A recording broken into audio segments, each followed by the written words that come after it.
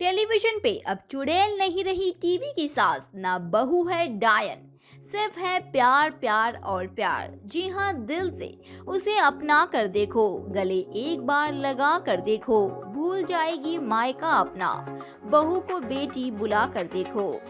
जी हाँ, भारतीय टीवी की दुनिया में बीते करीब एक दशक से भी अधिक समय से सास बहू के ड्रामे ने खूब सुर्खियां बटोरी है। कहीं सास चुड़ैल बनकर हर पल बहू पर सवार नजर आई, तो कहीं बहू डायन बनकर सीधी सादी सास को सताती नजर आई। टीवी पर चुड़ैल और डायन जैसे शब्दों का भी खूब इस्तेमाल हुआ, इस कारण खूब आलोचना भी हुई। लेकिन बीते कुछ साल में यदि आपने गौर किया हो तो टीवी में बहुत कुछ बदला है। अनुपमा से लेकर ये रिश्ता क्या कहलाता है जैसे टॉप शोज में अब ना तो सास चुड़ैल है और ना ही बहू डायन, बल्कि अब टीवी ने सास बहू के एक ऐसे रिश्ते को जगह दी है जिसमें प्यार भी और एक दूसरे के लिए सम्मान भी है। कह सकते हैं कि ये नए जमाने की सास और बहुएं हैं। शो मेकर सोनाली जफर कहती है, ये नया ट्रेंड दर्शकों के बीच हो रहे बदलाव को भी दर्शाता है। कभी न कभी ऐसा होना तय था। दर्शक कब तक छोटे पर्दे पर घिसी पीटी कहानियां को देखेंगे। आप आज एक मिडिल क्लास फैमिली के बारे में सोचिए। यदि वहां बहू काम कर रही है तो सास बच्चों की देखभाल करने की जिम्मेदारी ले रही है। दोनों एक दूसरे की सहायता करती है क्योंकि हर कोई एक बेहतर जीवन चाहता है। एक्ट्रेस दीपिका नागपाल इन दिनों टीवी पर रंजू की बेटियों में सास की भूमिका निभा रही है। वह कहती है कि मुझे खुशी है कि मैं एक सास की भूमिका निभा रही हूँ जो पढ़ी लिखी है और प्रोग्रेसिव सोच की है। जैसे जैसे समाज विकसित होता है, टीवी शो के कैरेक्टर्स को भी बदलना पड़ता है। बड़े शहर हो या छोटा शहर, सास अब सिर्फ बेटे और बहू को अपना जीवन समर्पित नहीं कर रही है। वह अब एक मॉडर्न और वर्किंग वुमन भी है जो बहू को भी सक्षम बनाने में विश्वास रखती है। हाँ, किचन पॉलिटिक्स आज भी है, लेकिन ये अब पहले की तरह नहीं है।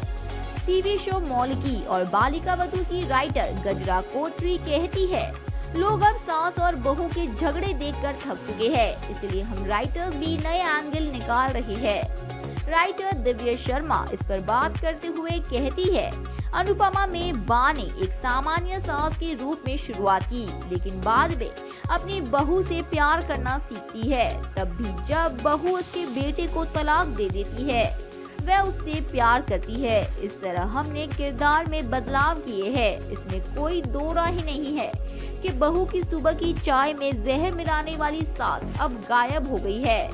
सास के बहू पर लगातार कटाक्ष और घर में हर पल कलह ने ही अब टीवी पर प्यार करने वाली, घर को अनुशासित रखने वाली सास बहू के रिश्तों को राह दी है।